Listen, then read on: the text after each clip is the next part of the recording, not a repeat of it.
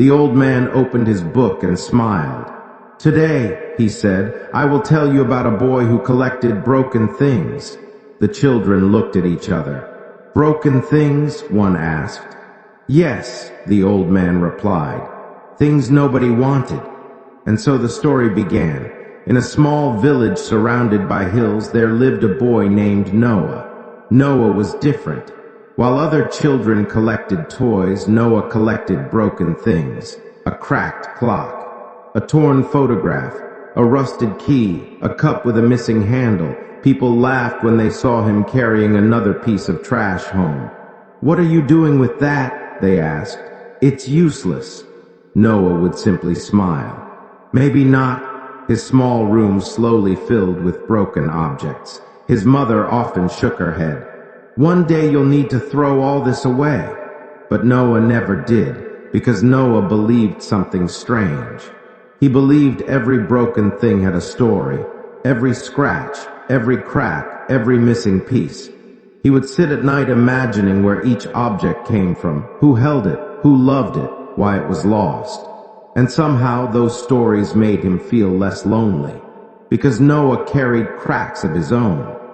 His father had left when he was very young. His friends rarely invited him anywhere. And many nights he wondered why he never seemed important to anyone. But whenever he looked at the broken things in his room, he thought, "If they still matter, maybe I do too." Years passed. The collection grew. The village continued to laugh. Children called him the junk boy. Adults shook their heads. Even Noah sometimes wondered if everyone was right. Maybe he was wasting his time. Maybe broken things were just broken things.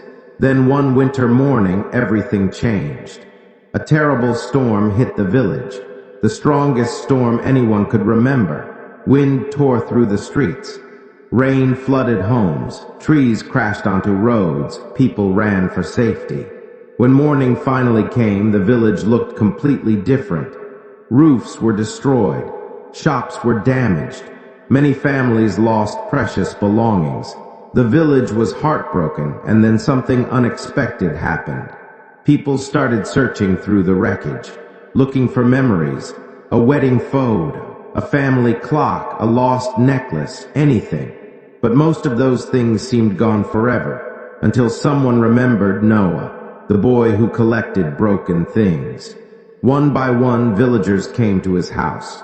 At first, Noah didn't understand why. Then an old woman showed him a faded photograph. Half of it was missing, the edges were torn. "Can you help me?" she asked. Noah looked carefully. His eyes widened. He ran to a shelf, pulled out another torn photograph, the missing half. The old woman began to cry.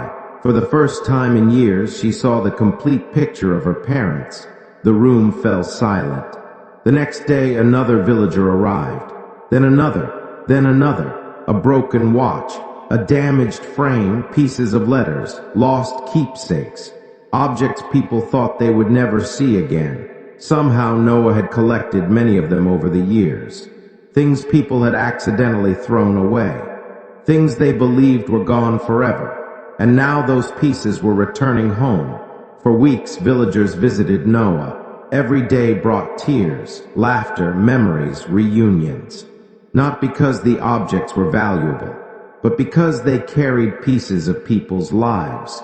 A memory of a mother, a memory of a child, a memory of a friend who was no longer alive, and suddenly everyone understood something. Noah had never been collecting junk.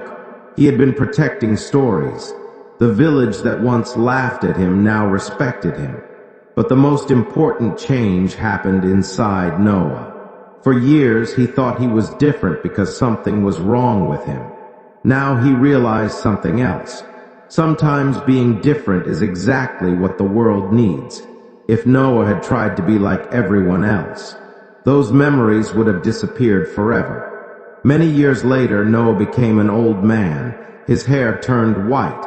His hands grew wrinkled. But he never stopped collecting broken things. His house became a small museum.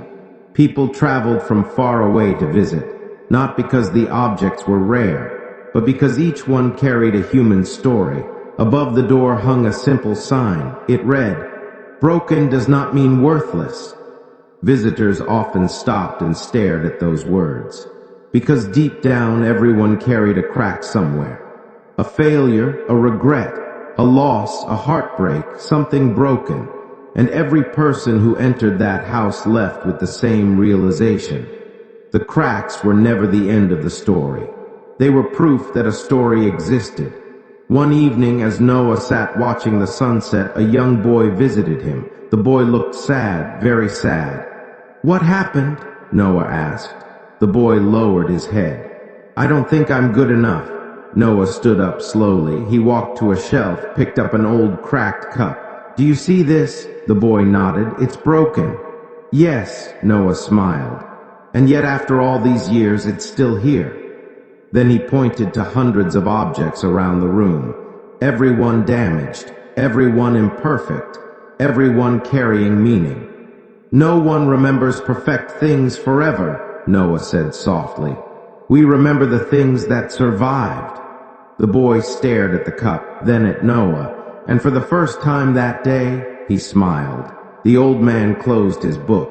The children sitting beneath the tree were silent. No one spoke. The wind gently moved through the leaves above them. Finally, one child asked, "Was Noah real?" The old man smiled. "Maybe." Another child asked, "What happened to all the broken things?" The old man looked at each of them carefully. Then he said, "They are still here." The children looked confused. "Where?" The old man placed a hand over his heart. "Inside all of us." Because every person has something broken, a dream, a memory, a piece of themselves, and sometimes the very thing we try to hide becomes the thing that helps someone else heal. The old man closed his eyes for a moment. Then he whispered, "Never throw away a broken thing too quickly. You might be throwing away a story."